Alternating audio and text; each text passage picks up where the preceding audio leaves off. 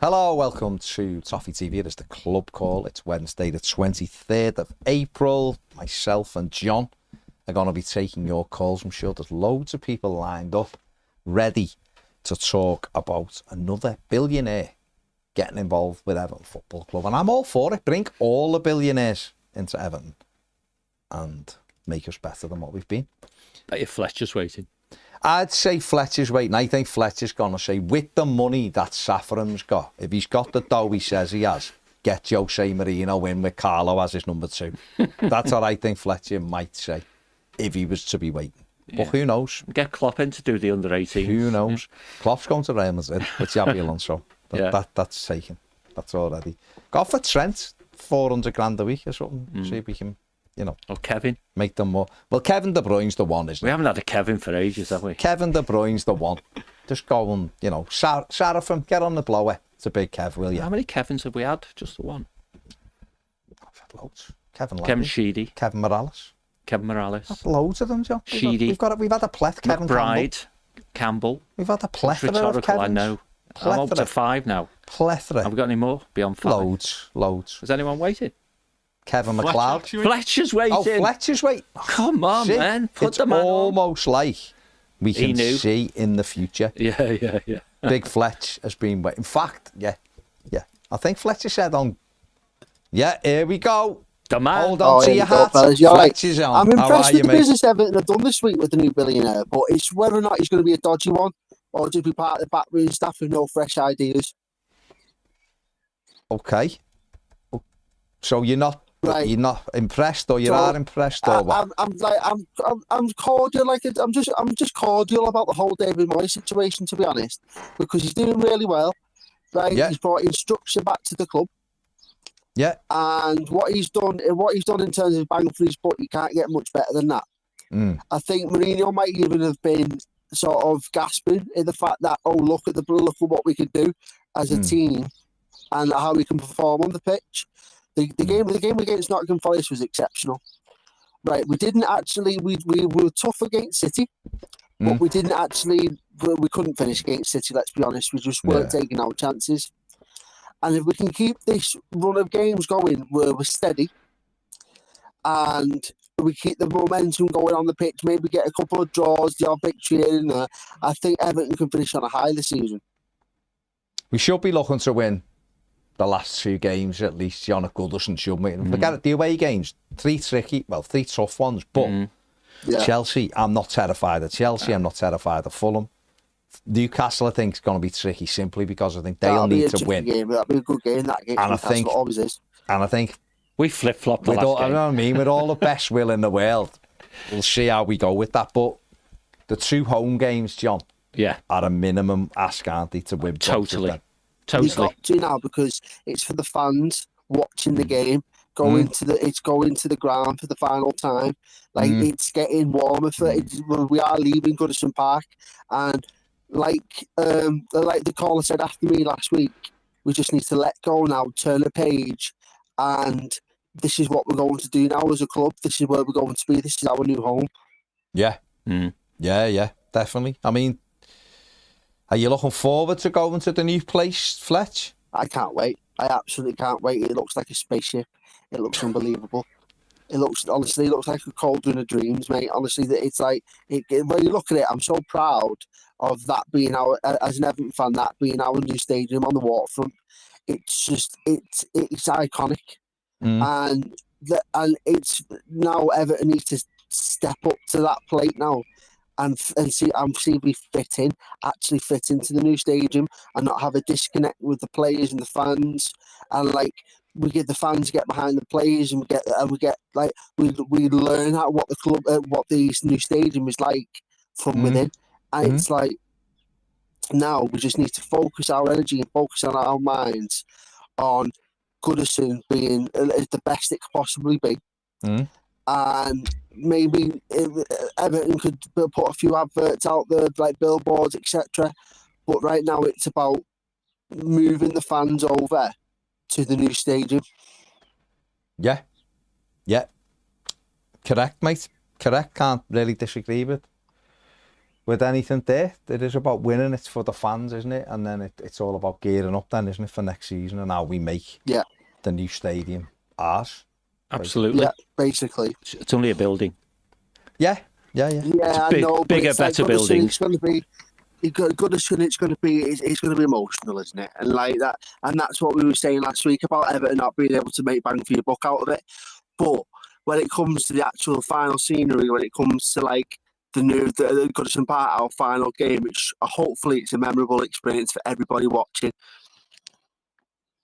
Yeah, well, that's all you can hope, isn't it? All you can hope is that we take it all in and Everton win the games, because that's what we want. Yes, we'll have our own feelings, our own emotions, but ultimately we want to see the team winning the games, because then that makes those final 2 games better. Worth it. Well, absolutely.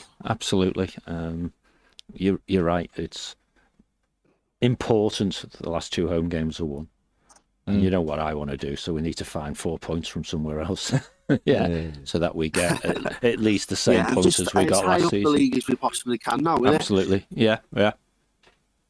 As high up the league we possibly can now, and try and make memories for the fans and that, and like maybe the players could do something during the game or before, like just before the game, when it comes to like the final outing in Goodison Park. But that's for Everton to decide, and that's what Everton need to decide on whether they want to put into place. Because these are all things that Everton can do right now, between now and the end of the last game of the season. These are ideas that could potentially sort of I'm not talking about revenue here, but in terms of memories, like the posters on the wall and like, you know, the Christmas gift, birthday gifts, etc. These are like things now, memories that Everton could produce now for the fans. Well, I'm sure we're gonna have all the displays and everything, aren't we? 1878. Oh well, 78 aren't gonna.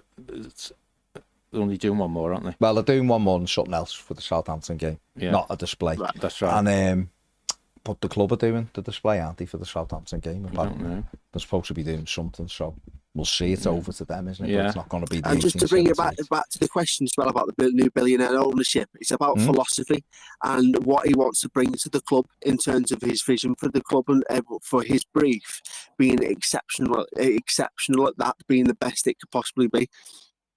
He's not going to be hugely hands-on, you know that. He's just going to be part of something. I mean, what he's bringing is his experience and expertise, which is fundamentally around investment. And no doubt, in my mind anyway, some of the things he will do will be adding to that ownership group. And developing the Blue Village. Spend as much money as we possibly can. Say it again, mate. I said, so long as we can spend the money, then that's the main thing. Because Everton, right, we've been one of the first clubs to be impacted. Well, we have in the worst possible terms of the points reduction, but in terms of the actual ability to spend money where we have it, Everton have been at the forefront of like the backward step in the logic of the whole thing, and because Everton are trying to build, and we've been shackled by the new stadium, we're moving into it now. We've got impressive new owners, but it's about now being allowed to spend the money, and we should always side on the ability to spend the money have, because it's the only way to have.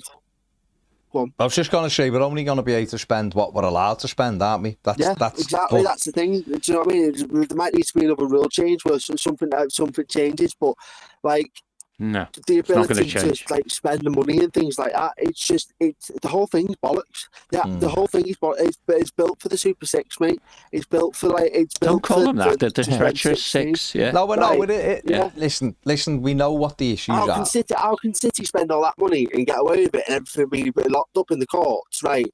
And everything be skewered, and everything be prolonged and sort of overridden, and then Everton get hit by PSR. Right, and we get the points reduction, a possible second one. Mate, there's a couple of reasons for that, right? As far as it's not double standards, it's actually that the leadership at Manchester City have played a far better hand on the 115 challenges they've got than we did on the 1 and 2 that we had.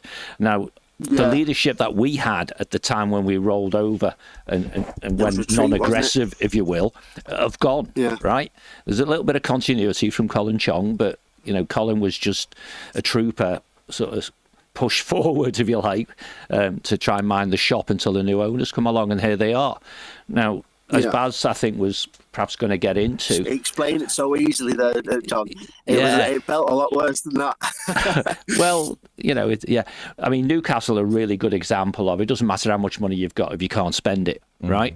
And so the way we can spend more money, and the rules will change. It'll stop being PSR. It'll become squad ratio, but you'll still have a line. Sorry? It should be potential.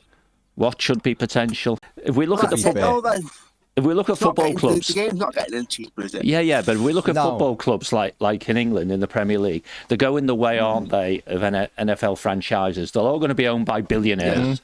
Therefore, they can all claim, well, I've made 25 billion and I can do that at West Bromwich Albion, So you can't have a rule that's based upon what might, if, but type of thing, right? So for Everton, we have to do what everyone else has to do. We have to increase our income, right? So we have to have a higher... Yeah, absolutely. Have a bigger top line, blah, blah, blah, right? And that's how we have to do it. Right. And Baz was going to go into some of Seraphim's expertise, as in reality, they call it, don't they? But we call it retail, real estate and all that sort of stuff, property development. Realtors, they are. Yeah, I always trip over it. Right, but that sort of thing. And it's quite clear that we have as a business, as a club, as a brand, if you will, a very firm interest in the Nelson Dock. And then it becomes, what are we going to put on the Nelson Dock, and how can we make some of the, if you like, the financial benefits of that flow back into the football club to inflate the income, to allow you to spend the money that you think we may or may not have on assets, which are the ones that we as fans want, which is guys who run around in blue shirts. And that's what we want, right? Now, I was speaking to Baz earlier on offline and made the observation, and don't shoot me down, people, if it's not totally accurate, but Leeds United's turnover, in the Championship is greater than Everton's turnover in the Premier League. Wow. That's scary. Without TV rights. And that's them without the TV money, right? So Leeds United are promoted now. The turnover's not great with the Nush, but with what you said was with the TV money. Well, it would be turnover. Absolutely, be madness, right? So what we've got there is clearly an organisation that certainly in the past have found ways to generate money, which Everton Football Club have not, because the stadium's no bigger than Goodison and those sorts of things. And guess what? Their chief exec's becoming our chief exec. So the new owners are laying down the foundations through recruitment with better people. Meticulously and through strength as well, because what it's doing is it's just bolstering what needs bolstering, and they're using the steady hand. It does seem exceptional to me at the moment, the way we've been handled as a club. I just wish they'd show the fans that more. What's the last bit? Sorry, I just wish they'd show the fans that more. I just wish because they're doing an exceptional job, is what I'm saying. The new owners, they're a steady hand. They're doing well. They brought in David Moyes. He steadied the shit that way, and I just wish they'd show the fans more of that. I'm actually happy to have owners who operate in the background, doing the right thing at the right time. Lest we forget, they've not been the owners for 5 months yet, but they've got rid of a dinosaur. They've brought in a guy who's turned the ship round on the field incredibly quickly, right? But then they have to back him in the summer transfer window, otherwise it was all a waste of time. You know what I mean? We can see from the performances that the performances are much better. The outcomes have dropped off after the splurge of wins. The wins dropping off, Beto stopped scoring, dropped off, and so on, is all about probably respect from other teams as well, recognising we're not just there to roll over anymore. But they haven't been defeats. Not to be cannon fodder to it, or the bigger teams, etc. They haven't been defeats. They haven't been defeats. They've been draws. They've been close games, haven't they? And Baz nailed it again. Yes, I don't know. We did it. Was it yesterday or the other day? Baz, I don't know whether it was live even or just when we're on the sofa. But Moyes converted what would have been defeats into draws. Now we need to convert a good chunk of those draws over the whole season into wins. and start the I season, hope if he you brings will, in some big with names in the optimism. summer, some proper talented players. I mean, youngsters. I hope he does it like he did the David Moyes trick, right? But I hope he brings in some decent players in the summer, because Everton, right, if they do get rid of the players, and if they do get rid of like the best we've got, I hope we should have like for like replacements lined up ready. Well, we want better. We don't want like for like. We want better. Don't we? No, We but want do you know what I better. mean? Like, see, I'm still interested in seeing how Dominic Calvert-Lewin performs under David Moyes. You know, He's not only had going half a to, game, I mate. think. He's going in the He's summer. not going to. It's if he's gone, and there's no. I hope so. There's no turning back now. Basically, I hope he's I know gone. what you're saying. Yeah, I hope he's gone. Like, yeah, We need players who are fully committed. Beto's just acting like a child at times with his attitude when it comes to the pitch. I know it's through frustration, but like, and then he needs to let I'm the with you, fans know pal. that he's suffering with it. Rein that in, mate. Nah, disagree there, Fletch. Yeah, I think he's the one Yeah, player. fair enough. I mean, he's the one Beto player just you needs can't he just needs to level. score, man. I know, but hang on. The only reason, my opinion, the only reason Everton have stopped winning games is It's 'cause he Beto stopped scoring. And some of that's because he's not playing. Well, where's the rest of the team? Absolutely. Imagine the rest of the team scored, we probably win. Yeah. So we can't just rely on this. I'd Need be to saying work the on our same set with Dom. pieces big time. I'd be saying the same with Calvert-Lewin. We need to work on our set pieces again big time. We're losing track of that. Yeah. No, listen, there's loads of work to be done, but all in all, things are moving forward. We're getting, we're getting stronger, it seems, on the pitch. We're getting stronger, it seems, off the pitch, which is good. New Billionaire in as part of a new sort of investment group. His expertise, hopefully he'll access other investors who are billionaires, given the nature of what he's in. And we'll all develop and move forward together, and that can only be a good thing.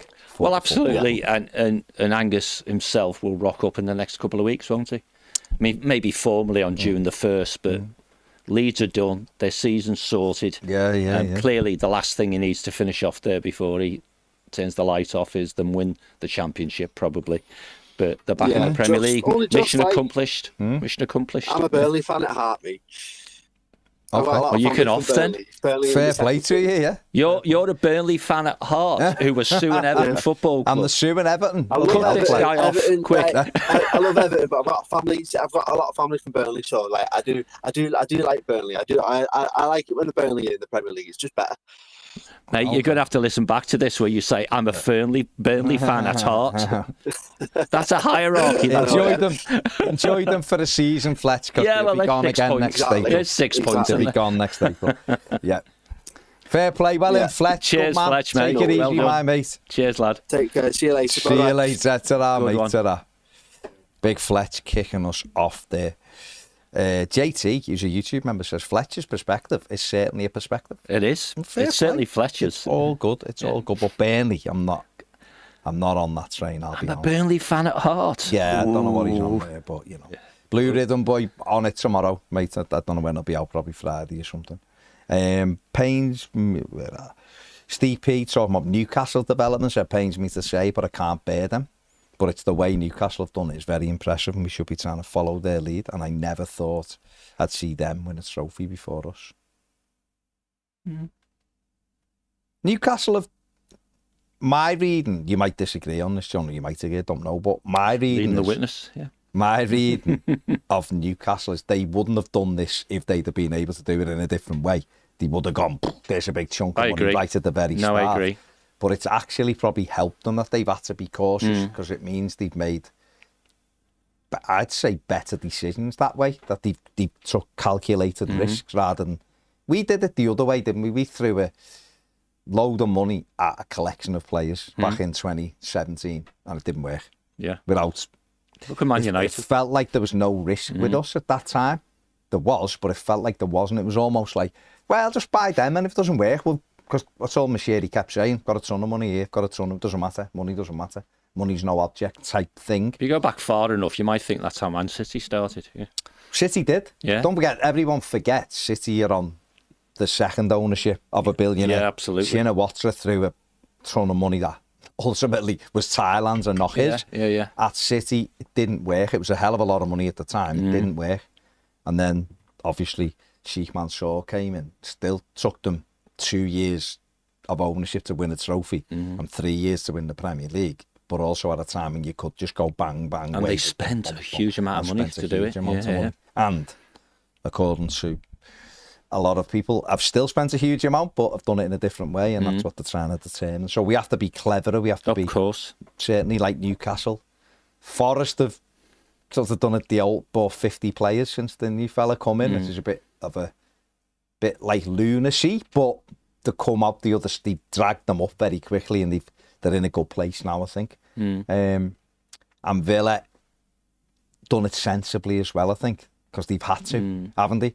Yeah. And obviously Jack Grealish, 100 million, spent that well, got up the league, spent well, and are at the point now where they are having to juggle, and their juggling was done in January with 3 loan players. Sure. Who've come in and has given them another big boost, and he may well. And each of those, you can almost put a badge on having a goal scorer, particularly Newcastle.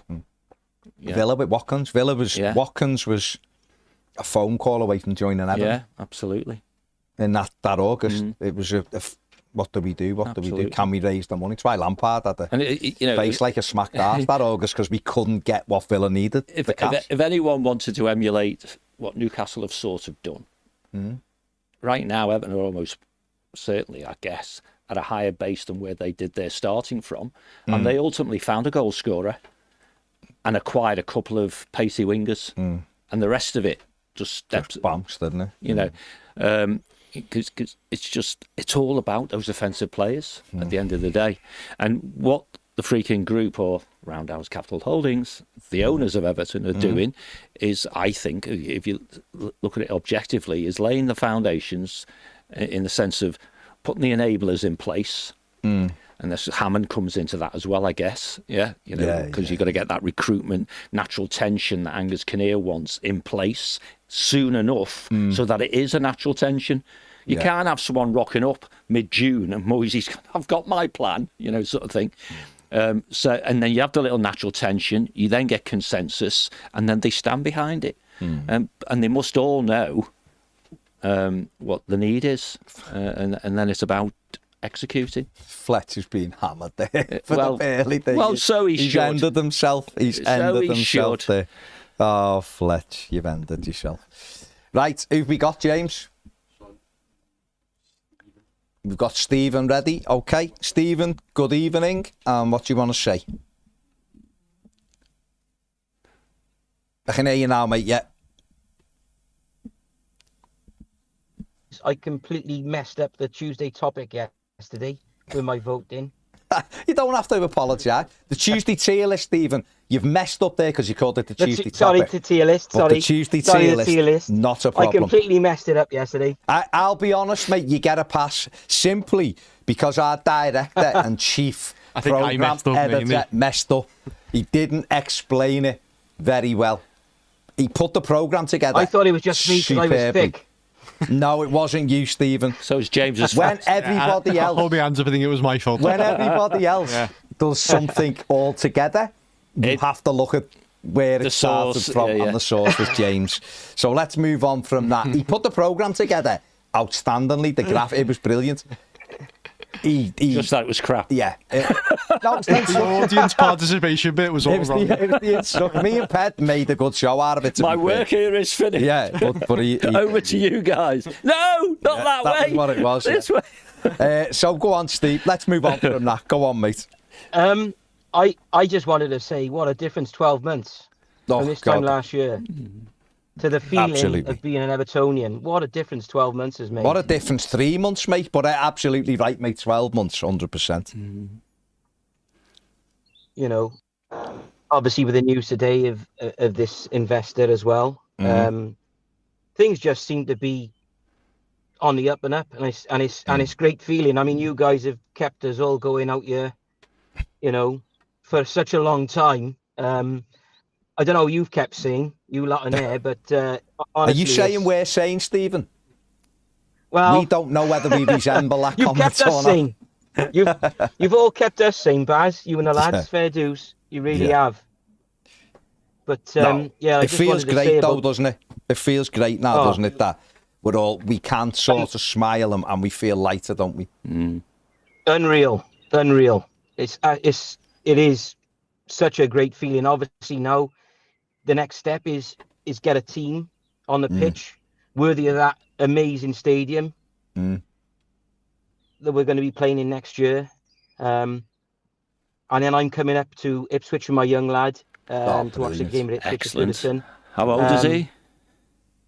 He's 12. What good an one. age. Last time we Excellent. were up, the end of the season last year was Sheffield United, and he got to meet up with Ped, and he had a photo he was made up. So poor we're kid. coming up. So Poor kid. he So can't did wait. Corey He keeps goal. asking me He how was long. happy. We You won the are? game, though. We won did the game. 1-0, yeah. So that Yeah, was we good. did. Yeah, we did. I mean, I did say to him, mind, after that, I said, I'm not going until Sean Dyche's gone. I'm not There coming you back. go. Hey, there you go. You're And released. you're right. Yeah. Oh, I said to him, I said, I can't. This is not Everton, not how I know it. No. And obviously, I haven't forced the team on him or anything like that, or because I'm an Everton, I have been since I was 5. Yeah. But I haven't forced anything. But how people could watch that week in, week out, they all need a medal, to be honest. I mean, I live in South Wales in Cardiff, so it's a bit of a journey for us Yeah. up and back. But Yeah. Ipswich, we can't wait. He's buzzing. He can't wait. Oh, brilliant. Fantastic. It should be a great atmosphere as well, I think. The last display by the 1878s and the last 3 o'clock at Goodison Park on a Saturday. And Yeah. it should be a great atmosphere, and a game Everton have got to win. Let's be honest. The last 2. We've had the last couple of home games. So sorry, the last 3 home games. Is it been Liverpool, Arsenal? Oh no, West Ham. The last 2 home games have been real tough ones, haven't they? With Yeah. Arsenal and City. Yeah. So we're into the next 2 now. That The ones we the expect to next win. 2 that where the onus is on Everton to win and give you and your boy a great day out as well in the process of doing it. Should be a cracker. Yeah. Do you think by default the Tarkowski injury might help Moyes initially look at O'Brien centrally, but also an opportunity for Patterson? Do you think? Do you think in a way it could work? I know we're safe now, so thankfully we are safe. But from a squad point of view, do you think there's something that could inadvertently work out to be a good thing? Not that there's a good thing. You know losing your what, captain, Stephen? but Sometimes, if you know what I mean, where I'm coming from, things like this happen, Yeah. and it can be a blessing in disguise. Simply because this is something me and Ped and John have discussed over the last few weeks: is how do we look at O'Brien as a centre back when Tarkowski's one of our top performers and is Absolutely. our captain Yep. and plays every minute? We're not really going to take Jared out because he's the balance True. with the left foot. And we need to look at Patterson as well, because we need a decision. Patterson's got 2 years left this summer. It's a decision, John, isn't it? It is, So totally. sometimes things happen and you're a bit like, devastated. But sometimes it can help with the development of a Totally. player. I mean, absolutely. And if we're assuming, which I think we are, that's Tark done for this season. Well, we're hoping he'll be back for Southampton. It's 3.5 weeks away, that, isn't it? Okay, let's just say for the Ipswich game. But he's definitely gone for I'd say he's definitely out the Then Ipswich we all game. get a clear view of where Moyes' thinking is going, don't we? Because the shit will hit the fan if Michael Keane starts. Yeah. So that can't happen. John's words. My words, but it will. Surely not. Right. So that cannot happen. Therefore, we all assume, rightly, I think, that Jake O'Brien will start right centre back. Then the next big thing is who goes to right back. Would you be surprised? I personally, I play Patterson 100% and just No, I wouldn't. give him in.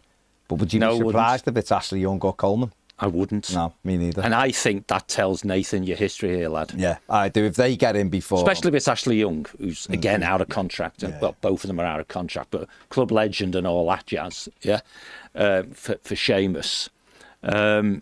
Absolutely. Okay.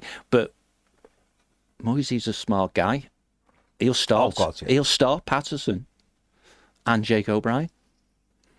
Okay. He will. Oh, that's the noise Fingers of crossed. the gauntlet being thrown down. Yeah, by he John will. today. He will, because it's the right thing to do. No, it is the right thing to do. And he really, unlike bringing Keane on, makes decisions wrong when the ones that classic, well, for me anyway, you're on the beach, aren't you? His plan to dive has got to be Jake O'Brien and Nathan Patterson. And he probably told them already, you would hope, sort of thing, because there's a decision to be made at this weekend as well. And it should be the same one, shouldn't it? It's got it. Yeah. I mean, what about you, Stephen? Is it O'Brien in at centre back, Patterson at right back, and then what about further up the pitch? Because obviously there's still a little bit of a question mark. Well, there's a huge question, and Brien can't play this weekend anyway. So that's Beto, yeah. So Beto will come in for that, and then surely Chimiti's got to be looking for some minutes as well, because they're two young on the bench, players we need to know about, aren't they? Yeah. I'd half understand if Seamus came in for the Chelsea game with the two young lads at centre back pairing. But for me, it's a no-brainer. Patterson got to start against Ipswich. Yeah. At the right back position. And I don't even know, even if Tarkowski was back for Southampton, I don't think there's any mileage in putting him in. If coming back from an injury, what's the point of rushing him? Because he's captain and it's the last ever game at Goodison. I'd give the young lads a run of games. He might want to appear himself, mightn't he? He might, yeah. But I just think with a hamstring, I think there might be something in that, Stephen. We don't know how bad it is, by the way, do we? True. Sometimes players come off and you go, he's done. True. And other times they come off and they're back in 2 weeks. So he looked in a lot of discomfort. The last person that sort of looked like that when they come off was Dom. And that was back in January, and we've not seen him. But there is, absolutely. So Tarky could, you might be right, Stephen, there might be 0 points in trying to rush him back. May as well get him ready for pre-season, because you don't want something dragging into pre-season, do you? No. You want him coming back in pre-season, ready to hit the ground running, Tarkov. I think there's a balanced view there from Stephen, isn't it, for the Chelsea game? Yeah, of course. Not bringing two guys in who are trying to prove themselves. Two guys? No, he's retired, John. He's good at Blackburn. Take Jake inside and perhaps put Seamus on. I'd play, but I would, again, for the same reason. I think Stephen touched on this, or it might have been you actually, John, touched on it anyway. The two right-backs who are senior, if you like, I don't see either of them being in Everton's playing squad next season. No, me neither. I thought for a time, Young, I was like, he might get another contract, because he's really fit. But the longer it's gone on... You were promoting one, weren't you, to some degree? The longer it's gone on, I'm going... No. He's not even getting on in games anymore. No. So I think Moyes has sort of gone, no. And Seamus, it wouldn't shock me if he got another year, but I don't expect it. Be a player coach thing, surely. Well, I think he'll just be a coach. But if it was like announced he's staying again, I'd be like, well, he's literally staying to set the tempo in training. Absolutely. That's it. He's not to play. But I'm not even convinced that helps. So really, I'm looking now and thinking, we know Jake O'Brien is a really good right back, like a solid right back. He's not sort of what you need a little bit better going forward, but he's done really well, don't get me wrong. Now we need to know whether he's a centre-back in the Premier League. Oh, I think it's a no-brainer. And Patterson, we need to know whether the kid can cut it. Yeah. And David Moyes, again, I said this the other day, John, I don't know whether you were in or whether it was me and James, but I heard Jamie Carragher talking about Trent Alexander-Arnold on Sunday. He obviously came on and scored the winner, didn't he, for Liverpool? But he was like, I wouldn't play him again. He's obviously going. So therefore, what's the point in playing someone who's going to be gone? We need to know whether, I think he was talking about Conor Bradley or something. We need to know whether Bradley, won't it? Bradley is good enough or the Liverpool need to buy it right. Well, I look at the same with Everton. I'm looking and going, we need to know whether Nathan Patterson has got a future or not at Everton. And we need to know whether Yusuf Chimiti needs a loan or is he good enough? How many games do you need to give Nathan? Me personally, he'd play every game till the end of the season. No, I'd right back. Would you? Every game. And then I'd go in the summer. Isn't that a variable from the off, putting Jake in at centre-back and Nathan in at right-back? Yeah. A variable where if it doesn't work out for either, you don't know whether Jake's being compromised by Nathan or perversely the other way around. But that's sort of what Stephen said, isn't it? Which is why you could err on the side of Seamus or Ashley Young. For the away game, I think so. But and you can make it easier for Nathan by saying, but you will start in the next home game. OK, but then what happens if he has a nightmare against Ipswich? Is he back out when we go to Fulham? By then, Jake's on his second game at centre-back. Having performed OK, one assumes at Chelsea, and then you say that's not because he's got an inexperienced right centre-back. But if you're bold, and you're right, it was, we've done it on this, right? Then you say, that's it now. We don't, and I think Stephen's nailed it. Getting injured makes it easier to do the right thing. Because you don't have that emotional, I'm taking out my best defender almost. It's just the best partnership, blah, blah. Let's see if there's a partnership between the other two. So, tricky. Yeah, if I'm outside Stamford Bridge at the weekend, stupid o'clock, right, and all that, and the starting 11 is, say, Jake and, say, Seamus, I'm not going to go mad. I'll actually smile quietly and nod and think of you, Baz, if it's Nathan Patterson. Well, do you think, lads, do you think, well, Seamus, if it is Seamus against Chelsea, he's not going to last the 90, is he? So, you're going to end up having to bring Patterson on for the last 20, 25 minutes anyway, in theory. And is Patterson going to have a bit of PTSD from last season? I don't know. True, yeah. He came on 4-0 down last season at Chelsea and snapped his hamstring and didn't play again till November. Yeah. And he did, He did. Let's hope it's not a repeat. But I'd like to see Nathan thrown in and then there's a decision made. I think 3 games maybe on the run, see how it goes, make the decision.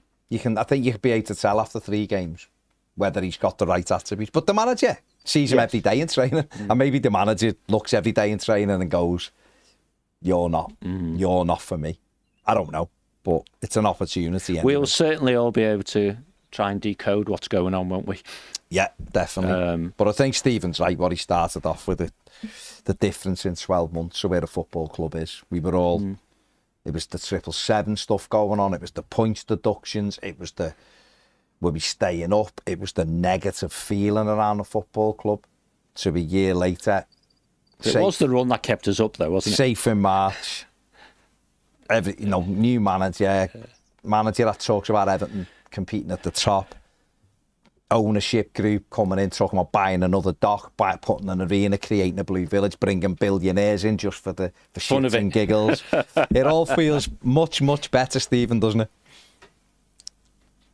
Yeah, totally. Oh, totally.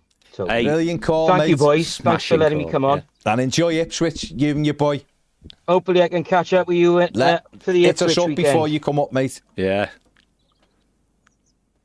All right. Take care, mate. Stephen. Bye Thanks, now. boys. Have a good one. Absolutely. See you later, Toffees. mate. Ta-ra, lads. Brilliant call from Stephen. It was See you, Stephen. superb, yeah. Ta-ra, lads. That compared to last season, because on the field it was all right, because we'd just gone into that. Well, we had near the end, right? We just started winning after 4 months. Yeah, that's what I mean. A couple of days ago we'd beat, who was it, Forest, and then tomorrow we're going to beat Liverpool, aren't we?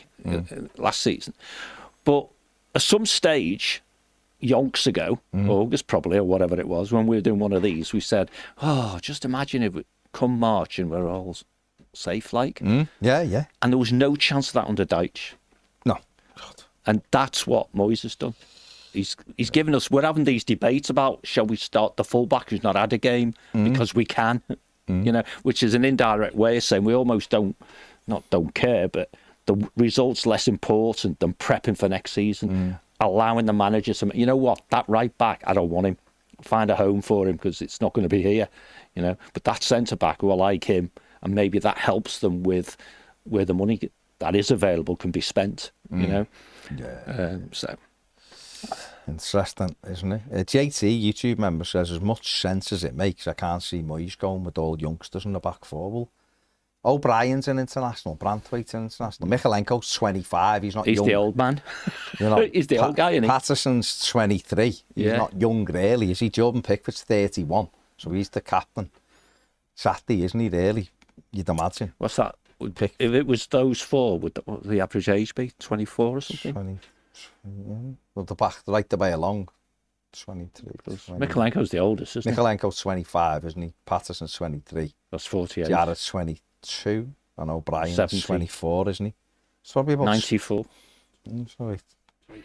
23. It's not young. Look at Bournemouth's back four. Look at Bournemouth's centre back. He was a baby playing with his socks around his ankles, and everyone wants him. Real Madrid are getting him.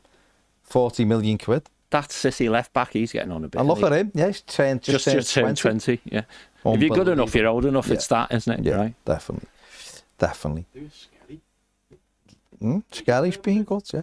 Ian Barron says, Toffee TV, how far can you climb the league with wins for the place prize money, which would be important? It will be important, but there's a balance here, isn't there? You're absolutely right. You want to win games, and each place is £3 million, but there's also a longer term thing of looking at, we've got key areas to improve in the team, and knowing whether there's a striker that's going to be good enough, can cut it in the Premier League or not, might mean you let others go. Knowing whether the right back's good enough or not, otherwise you have to go and sign a right back. They're quite key decisions. Absolutely. I'd take 13th now. You made up with 13? Yeah, because there's a 6-point gap. The 6-point gap to 12th, isn't there? So you know what I mean? Getting relegated with the other fella. I mean, we're going to have to win 3 games out minimum out the 5 to even think about getting an extra set of points above. Yeah. But let's keep United, Wolves. Annabelle's in the comments. Annabelle, did you hear Annabelle's voice last week?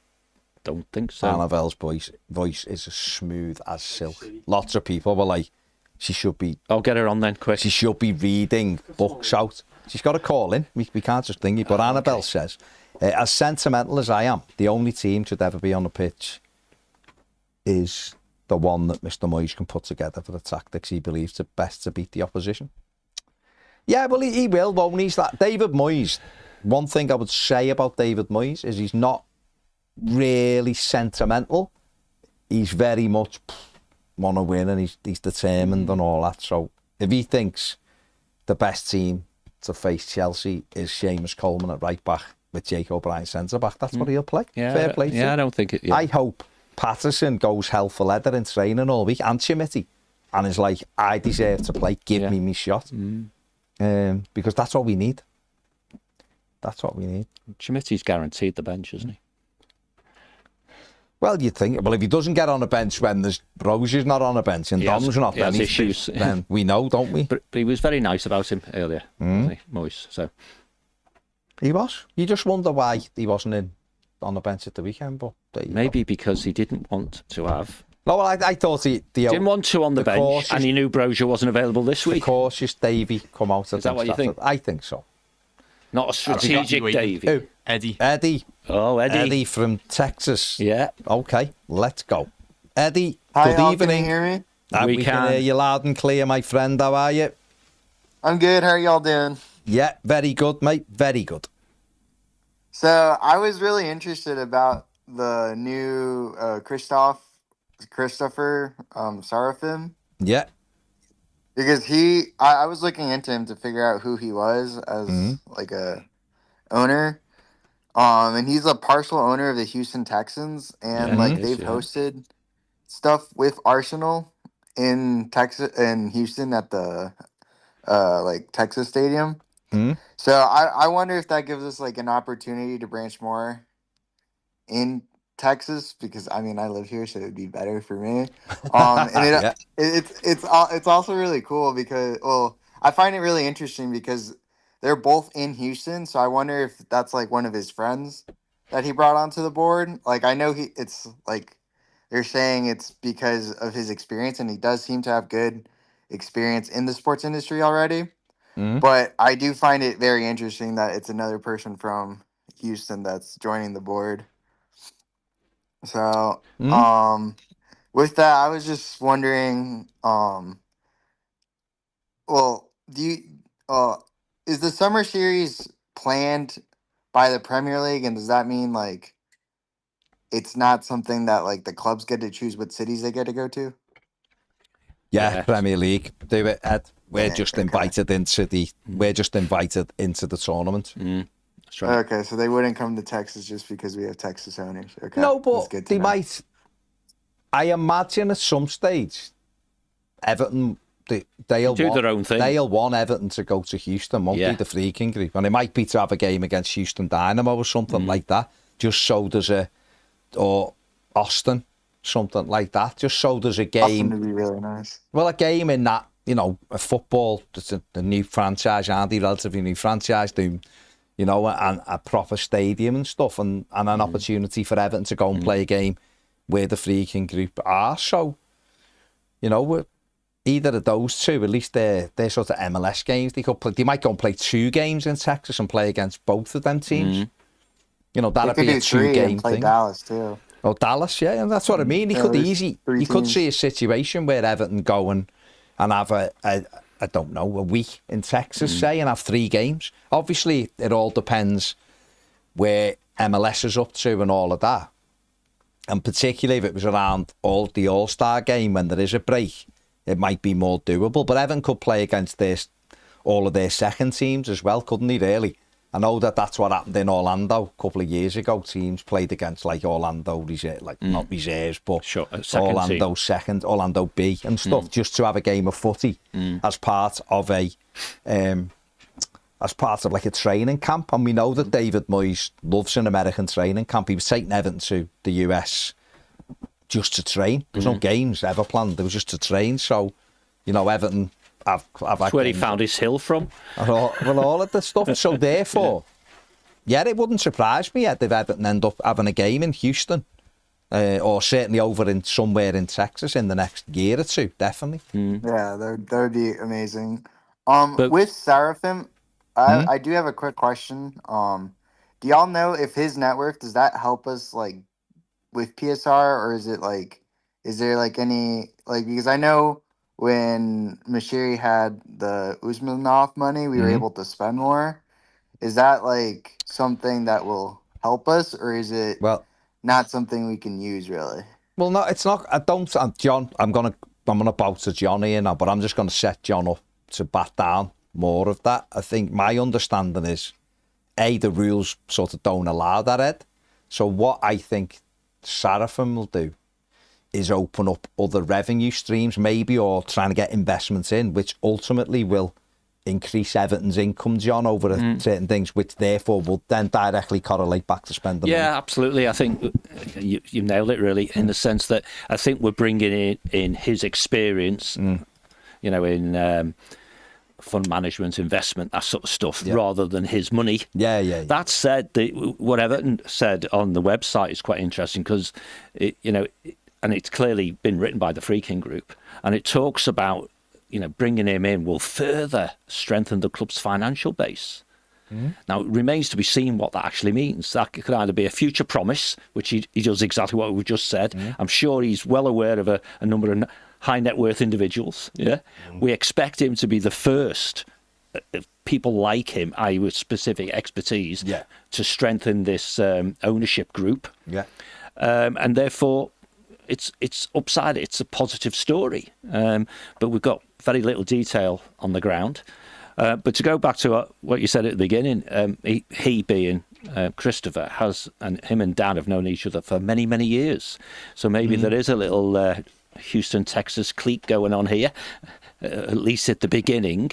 And it'd be fascinating to see when, rather than if, someone else joins that ownership group and what skill set they bring. They said the first. That's what I mean. He's the first. So who's next? Who's next? Then? Absolutely. This is something, again, just to wrap this bit up, is that this is something that I always wanted Everton to. I always wondered why Everton didn't do it. Try and go and get. It wasn't billionaires then; it was millionaires. That's right.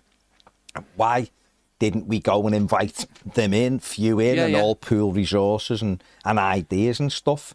So if the Freaking Group are looking for things like that, John, then that to me is a real positive It is, step. and we talk many times on BWB around what will the process be, putting people in key roles. Yeah. So far, we've got the chief exec who's imminently about to arrive. We're getting rumours around Hammond, which is the direct report to the chief exec, because it'll be the chief exec who appoints them, won't it? Are starting to appear, shall we say. And we said that should all be then have a wraparound of what we call non-executive directors, and board observers is just once removed from a non-exec. So people in the boardroom with real life experience in areas where we need it is exactly what we need, emphatically. And Christopher's the first, hopefully a good few. You can see 2 or 3 more coming along, I would think. Yeah. No, I totally agree, and I think it'll help us, definitely. But it all helps the brand perception as well. I mean, again, we talked offline, Baz, about people going, crikey, another billionaire has joined Everton's board. You can get into the semantics of what board observer means, but it doesn't matter.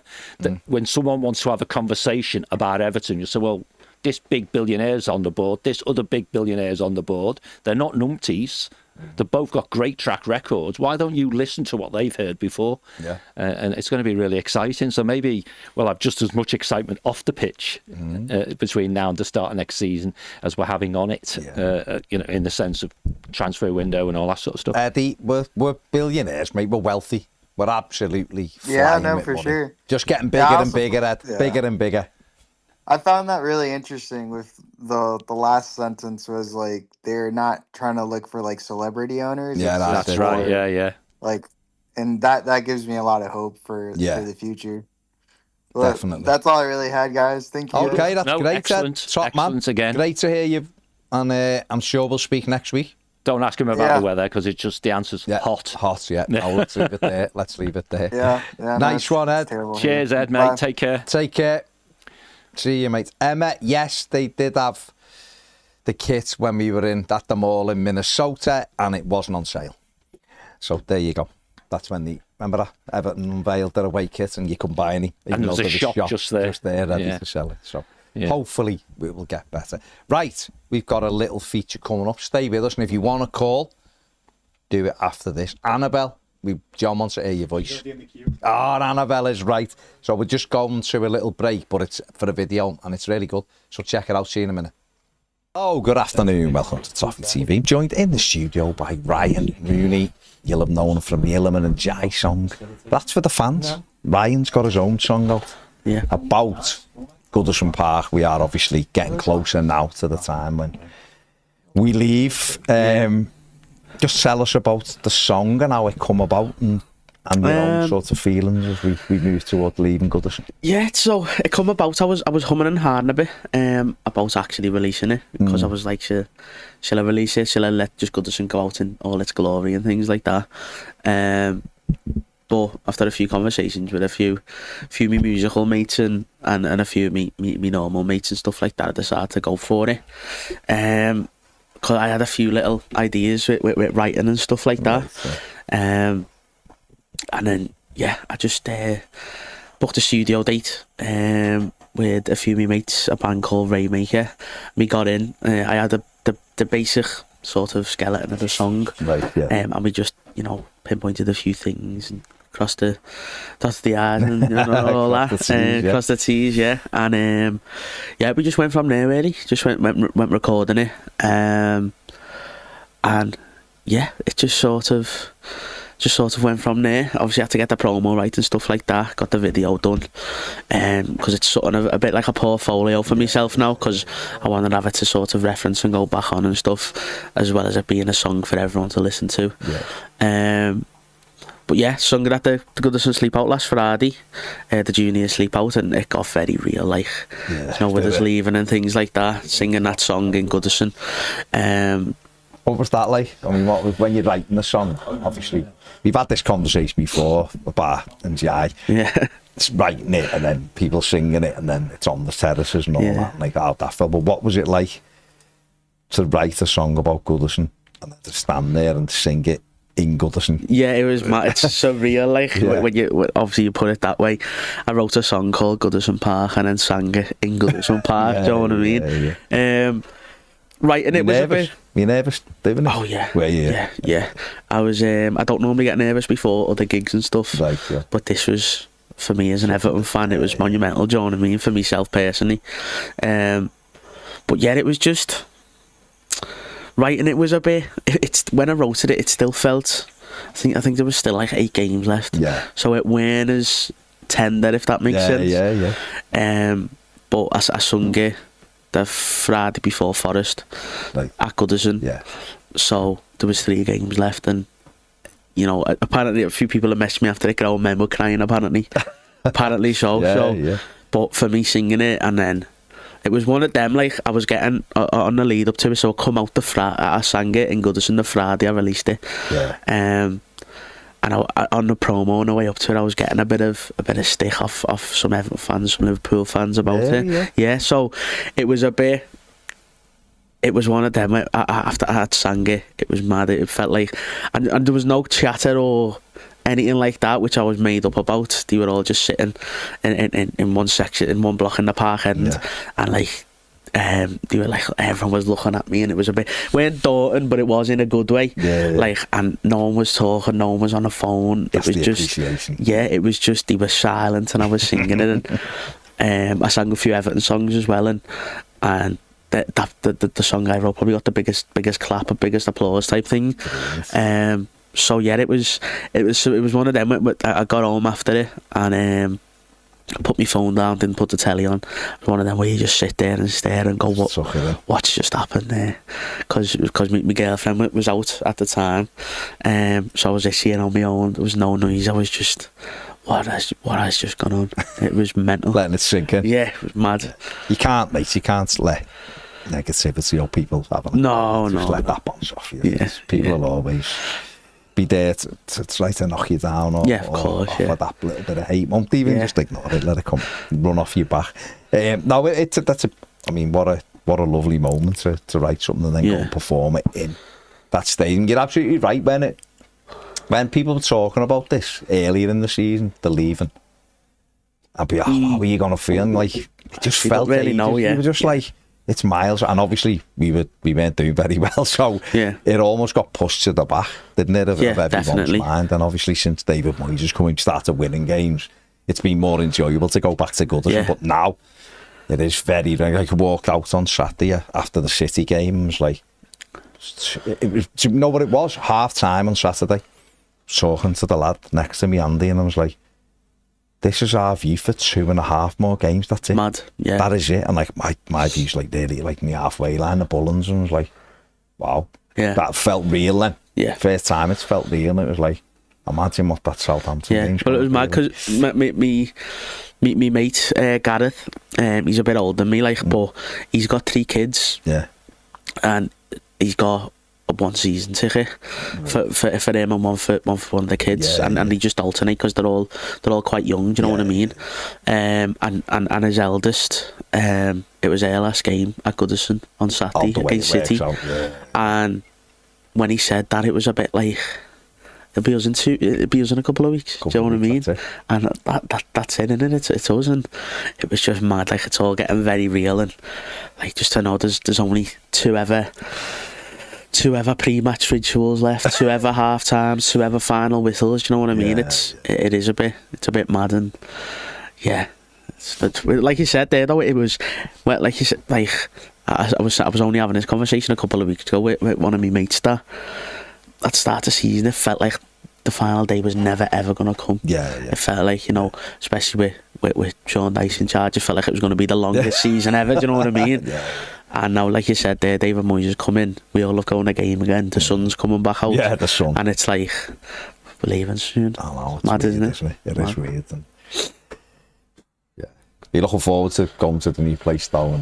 It's one of them, isn't it? You're right. It's keep getting asked on different things, and it's like, you're in that zone of, I never want to leave. It's amazing. Yeah. And I can't wait to go to the new place because it's amazing. You know what I mean? Sort of kickstart a new era, but we will have that, and I guess this is what the song is. You will look back at it, and it is, and it is, you know, there's that lovely moment in it, you know, with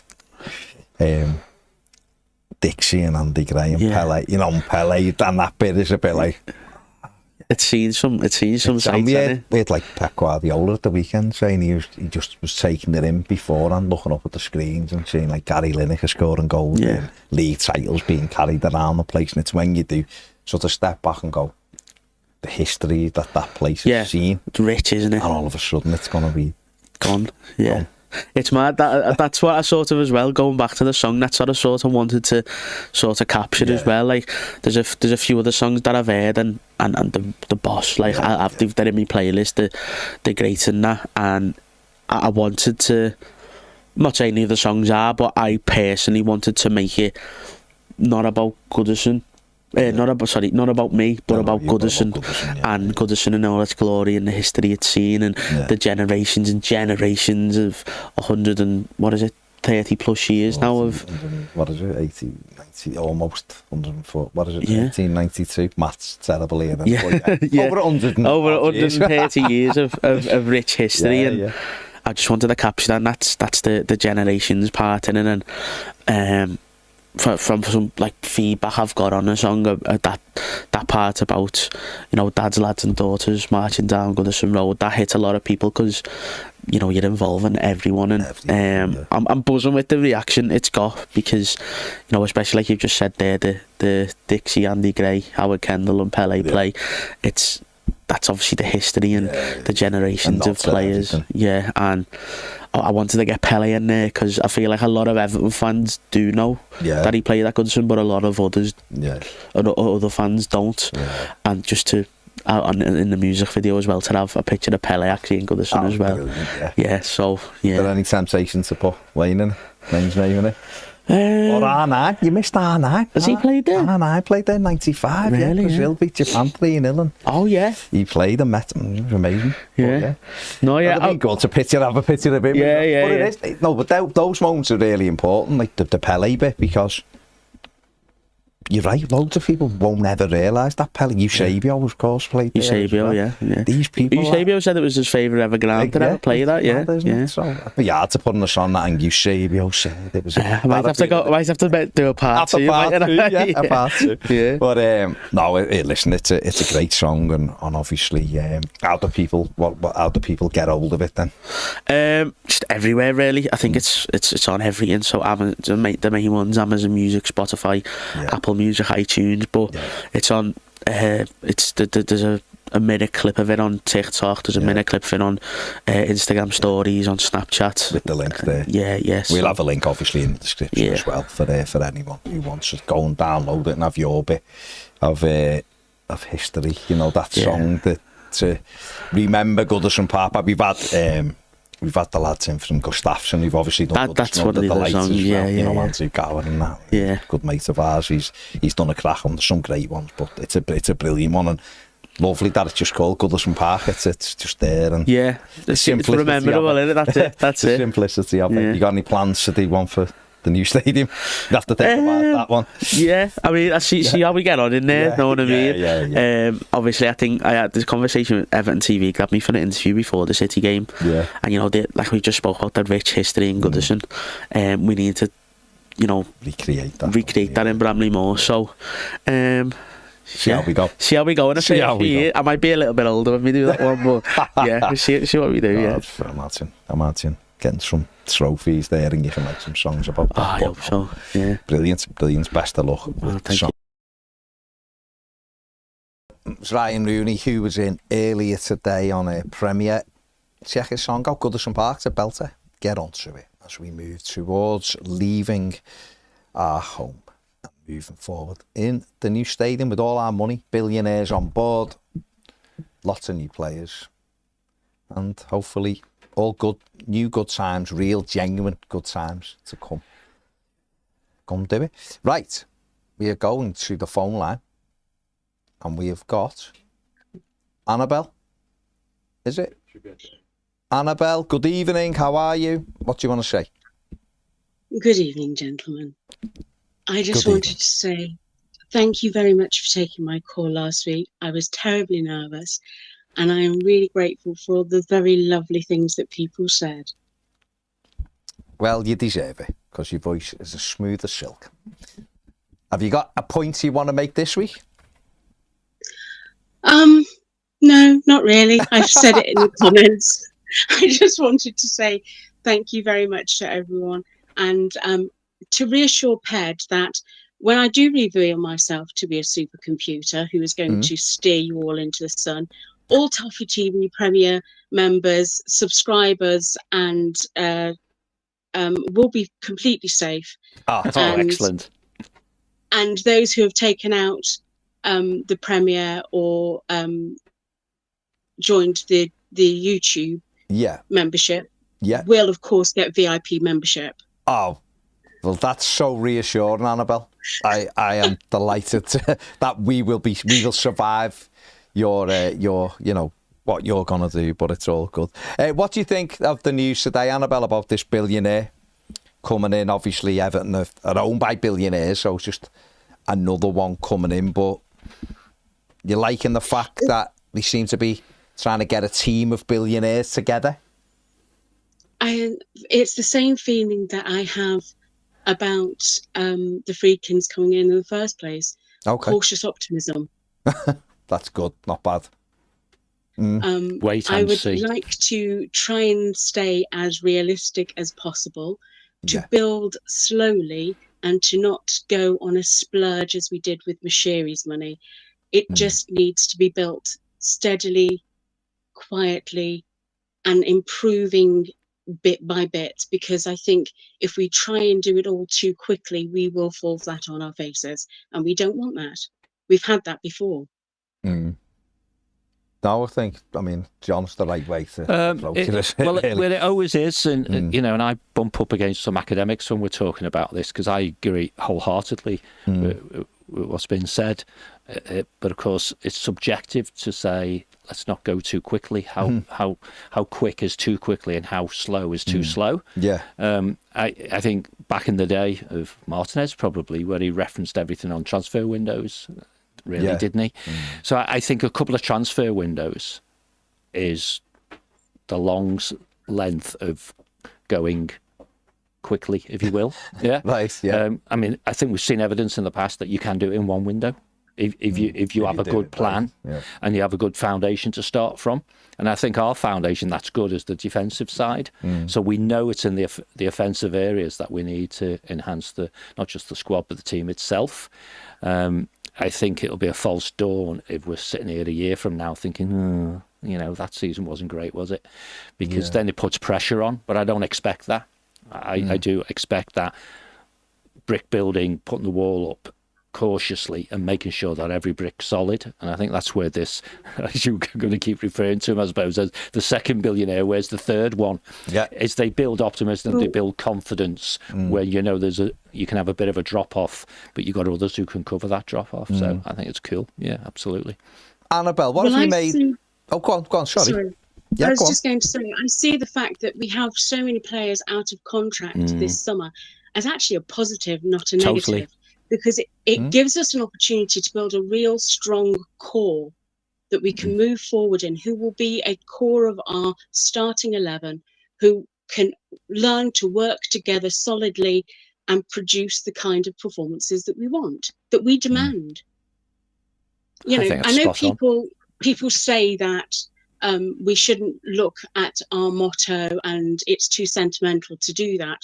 However, I think if you are any kind of professional, you should be aiming for the best no matter what. You may not be the best of the best, but you need to be giving your best and producing the best possible performance that you can, week in, week out. Otherwise, you're failing. Spot on. Absolutely spot on. And that's what a change in manager with Moyes' own personal standards brings, because he won't accept less than each individual doing the best that they can. And you're right, once you've got that foundation in place, you say, well, any player can be replaced as long as the incoming one is better. And better can be defined, can't it, as, you know, literally better, i.e. a better player, but it can also be the same standard of player, costing less money, younger, higher ceiling, all those sorts of things. And that's the art of management, I think, now, about when you change players. And you can see how brutal City are being at the moment with some of theirs. But laying down solid foundations, which you call the core, is absolutely the right way to go, isn't it? Well, I also believe that if next season we do not finish higher than 10th, it will be a failure. And that we should be aiming always for the top. However, getting there too quickly will see us fall on our face. So slow and steady wins the race, but absolutely improving and building week in, week out. Annabelle, can I ask you a question? Yes, because positional finishes aren't really within our gift, right? Because you can get a certain amount of points and you might get 9th. You could get more points and get 11th, yeah? So what would your been absolutely the story of this season for a number of clubs. Yes, absolutely. So what points target would you, if you're the person sitting down with the manager saying, and here's your target, Mr. Moyes, I want you to get at least this number of points, how many points would you consider? What's the highest number that would be a failure points-wise in your mind? 50. Sorry?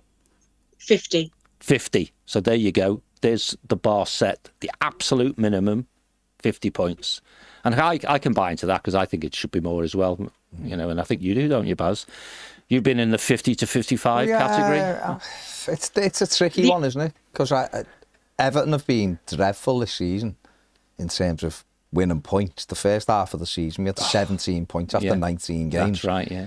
And yet, if Everton win the 2 home games, they're on 44 points. And if they could, listen, I don't see it, but if Everton won 4 out of 5 games, they'd end up on 50 now. And they give half a season away. Absolutely. So 50 points probably isn't crazily out of Everton's reach, but I'd certainly be looking 46 to 50 points total, yeah, definitely. Because we got 48 last year and we didn't win a game for 4 months. Well, I'll know, I'll put my, my flag and all that. You know what I do because of my corporate background is I wanted 10% more points this season as we got last season. That would have been. And 2 managers between them won't achieve that, but we still do the stretch another 10%. So I'm in squarely in the bracket. Next season, the target is 55 to 60 points. And Annabelle's saying if it's less than 50, it's a failed season. So you are happy with less than 50 points next season, Baz? I'm not. It depends. It depends. It depends whether I see progress and if I see the other courses, but those I'd say, as an area course, and I'm someone who gets people have a go at me because I'm positive, you know. I'm the one that was telling everyone that we were better than we were when it looked like we were, we weren't. So I'm just a little bit wary we're moving stadium, so that might affect early on. And I'm also a little bit aware that we're getting new players. We'll be getting half a new team into a squad, so it might have to balance a bit. But yeah, 50 points is within Everton's. 50 points is within Everton's. If we finish this season, give up within our grasp, so you'd be okay with less than 50 then? If Everton got 48 points next season, but we had a younger team with fast wide players and we're starting looking like we're on the move, then maybe I'd be going, that's all right, I can see where we're going. I don't want us to get less than 50 points. No, I don't say you want it. Being cautious. It's tricky. It's tricky. I think it's about objective setting. And if you say to the manager, you need to deliver 55 to 60 points, that's what we think is a good season. A par season, which is where Annabelle's coming from, is 50 to 55. What do you need that you haven't already got to achieve 55 to 60? And he says, I want a striker like this, or I want that, or I want the other. And maybe you have to moderate, right? So, and we've talked about this in the past. So you have a low, a medium, and a high target. High target, 60. Medium target, 55. Low target, 50. Less than 50, I'm with you, Annabelle. Failure. Okay. Well, I just want to come back to something Baz just said, in that about I feel like I'm getting told off. about getting nervous about the new stadium. That is my big fear, that we might get a bit of the collywobbles, because we've been used to Goodison Park for so long, and the cauldron that it is, the atmosphere that can be provided, and especially this latter half of the season, when the fans have truly just been outstanding, to then be trying to transpose that to the new stadium, I think could have some difficulties, but I have absolute faith in us fans to step up to the mark and do something special. Fantastic. I agree. Definitely. Annabelle, Detective Riggs says, imagine how many more products Amazon would sell if Annabelle was the voice of Alexa. So I just wanted to, and Tom Clare said, what a voice, Annabelle. If you were my teacher in school, I would have behaved in class. So you're getting a lot of love for the voice, so it's all good. It's all good. But yeah, absolutely, it's on us, isn't it? You said before, John, it's a building at the end of the day, and it's on us, like Annabelle's just said, it's on us to get there. Make it as Goodison like as we possibly can. Back the team, I hate to revert to a cliche, but the fans make the club, not the club make the fans. Fantastic, spot on. That's a strap line that we need to use. It is, and that's has got a behavioural thing on it, that it's just a building. It's the fans within the building that make it home. That's why certain clubs have to pipe in the crowd sounds for their team to get up to. We don't need to rely on that. That's true. Yeah. That is correct. Yeah. That is correct. They continue to deny it, but if you're at Anfield, oops, sorry. Yeah, if you're at Anfield, you knew it was Someone piped. did say they were piping Yeah. in for our game. You know. They were. Yeah. Absolutely, they were. Yeah. It's weird, isn't it? Yeah. Totally. I mean, yeah. Incidental music, Baz, just background music. Oh, okay. Yeah. It's crazy. Did I say music? Crowd, I meant. Yeah, no, I knew I knew exactly what you meant. But in all seriousness, I think we, the fans, will need to step up because we will. I don't think we're consistently as good as we can be. And just like a team, we know what our best game is. It's out of this world. We just need to deliver our best game more frequently. And I know we'll have the time-honoured, well, the players need to get us up for it and all that sort of stuff. But we have to feed off each other. And I think the 78 won't be doing what they've done in the new stadium, I don't think, next season. Because it's just hard work, isn't it? Because you just have to see how many times 78, can we have more volunteers, please? Can we have more volunteers? And I think the South Stand needs to fulfil its potential, as does the rest of the ground, of course. But the South Stand's where all the focus is going to be. And I was speaking to Chris here from the Redmen the other day, and he was asking about our South Stand, and he knows it's. I think he knows already. We get our act together on the South Stand, and that will be a fortress. That stadium will be a place to go, and be very afraid. Yeah. I hope so. I mean, Gavin says I'm more worried about exciting players not coming here because of Moyes' negativity. Nah. Not seeing that. No. I mean, you must have been petrified with Sean Dykes then, Gavin. Yeah. He makes Moyes look like Martinez, doesn't he? But go, Annabelle. I don't think that Moyes is negative. I think he's pragmatic, but I don't think he's negative because at every opportunity we're pushing forward. The first game in charge, within 2 minutes, we had a shot on goal. That was something unheard of under Dyche. So it was to be fair. It's a shock. We've had more shots on goal in this latter half of the season than we did in the past 18 months. That is correct.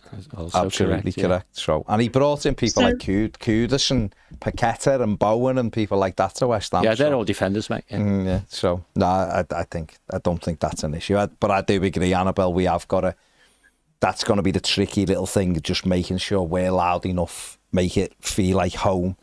Straight away. It won't feel like home, but we'll have to try to make it feel like home. And the more we sort of get that electric atmosphere going, we drown out the away supporters in that corner. Yeah. And then it does start feeling a bit like... I think we need a couple of full capacity games before the season starts. I agree, because I think what happened with the test events was that people were still in awe of the building. Yeah. And we need to get that out of our system in order to be able to get behind the team and enjoy the football. Spot on again. Yeah, absolutely. I mean, I've said I want two friendlies because I think then you start to feel like you're home. People get used to it. I don't know whether Everton, it can happen with logistics. I'm not sure. But yeah, we'll see. I think we have to find a way, because I think the fan base is a huge asset and it needs to be squeezed. Every single, I don't mean money, I mean every little bit that we can put behind the players will help. Every single bit. That's it, isn't it? But it's all about that. It is going to be a bit of it's going to be really, really interesting what we do. And I think David Moyes is absolutely the right man to do it. I think I'm excited with what he's done with this lot, this players now, the way we've got to it. And now we have, like Annabelle said, having more shots on goal and winning games and all that. And you're giving David Moyes the opportunity to build. He's been fantastic so far, so I'm excited to see what he can do. Yeah. We've just got to back him now and let him bring in the players he wants. No, you're right. That's why we're back around that. We're back around that loop of the off-field stuff, like we've seen announced today, is all part of building that momentum to producing it on the field. And if Angus Kinnear comes along and talks about, and we've talked about it when we've done BWB stuff, natural tension between the immediate demands of the manager and the affordability from the chief exec, and they then agree whether it's called a committee or whatever, on where the priorities are. And there's very little that needs to be done defensively, and it's all in front of that, really. And I think, in all fairness, I think the majority of Evertonians are absolutely made up with David Moyes. Yeah, I think so. Why wouldn't you be? Yeah. Why wouldn't you be? And he's the person that is setting the goal. He's the person that's saying, you look up, we compete at the top, and we haven't had that since he went. Absolutely. Martinez sort of wanted it and didn't know how to do it, sort of thing. Yeah. I think other managers had ideas but then got in them, didn't know how to do it themselves, or got swallowed up by it, where Moyes knows exactly what he wants, how to do it. We just got to back him now. He's been an absolute revelation, and he's made everyone believe again. Annabelle? Absolutely. I mean, some of us never lost faith. We just didn't like the football we were playing. It becomes very difficult to enjoy such dire football when you know there's no hope of a goal. Yeah. And 0-0s might be good for your goal difference, but they are terrible for the emotion. Yeah, absolutely. And the excitement, which wasn't any excitement, was it? Let's be honest. And football Moyes' run rate on points, Baz, extrapolated for a whole season, would be 52. What he's on at the moment. Yeah, so that, like Annabelle said, he's 50 plus. Achievable, isn't it? 50 plus, so. Good. Definitely. Well, thank you for taking my call, gentlemen. Delightful. Thank you very much for calling in, Annabelle. Lovely to speak to you. Have a very good evening. Thank you. Speak soon. Take care. Bye-bye. Bye. Bye. There you go. Brilliant. He just relaxes, when you start talking, just like, go ahead, just talk. I'm just chilled now. Give me your money, Baz. Yes, how much would you like? Like that, just, some meditation. Yeah. A lot of sense there, though, as well. JT, who's a YouTube member, Annabelle's quote, we never lost faith, we just didn't believe in the football we were playing. Yeah. That's it, isn't it? And the fans have been the one constant, haven't they, all the way through. And hopefully, with everything, to sum up Stephen, who called before, what a difference a year makes to the way everyone's feeling now and where we are. 14 games. You did often say, as we were getting closer to it, we could see the promised land just there, and we're helping now, aren't we? Yeah, absolutely. A couple of people, Bob the Blue says Annabella's a BA pilot. Annabelle should be the new stadium announcer, says Rim. Absolutely, yeah. I mean, Annabelle should, but yeah. Our stadium. What are you trying to say, Baz? Nothing. But yeah, we could look for a new stadium announcer, yeah. Peter says, remember Everton went from a team pushing for European football every season to a team avoiding relegation in about 4 seasons, yeah. Moyes had us, yeah. And Liam said, Moyes doesn't talk us down, he also doesn't tell us just what we want to hear. He knows our potential. Absolutely he does. Yeah. Absolutely he does. Right, that is us done, isn't it? Yeah, we're done. No more? Oh. Daniel Barton says Annabelle defo records relaxation tapes for people. Yeah, she'd be great at that, wouldn't she? Clearly, no one feels they can follow Annabelle. No, that's why we're done. Fair play. Right. Well, but to be honest, been on longer than I thought we were going to be, so fair play. Right, thank you very much. Make sure you like, subscribe. Look at that, we're 16 short of the 99.1 subscribers. So, if you haven't subscribed, why not? It takes a sec. Thank you very much. If you have. What, mate? Nick Chadwick. Oh, yeah. Nick Chadwick, Inside the Game, is live in 5 minutes with former Everton striker, now lead development coach at Wrexham. Link in the description then, or sorry, the link in the comments, James. Go on live. Stick it in the comments. In 5 minutes. So there's your evening's viewing. Go and subscribe to Inside the Game. Go and watch that. Loads of good stuff about Everton in there coming through. And obviously, he's at a very exciting club at the moment. Wrexham, who only need 4 points, I think, to be promoted into the Championship. Wow. Which is unbelievable. So thank you, everybody. The link is in there. Click over, get yourself a drink and go and watch that. We will see you all tomorrow. Take it easy. Bye.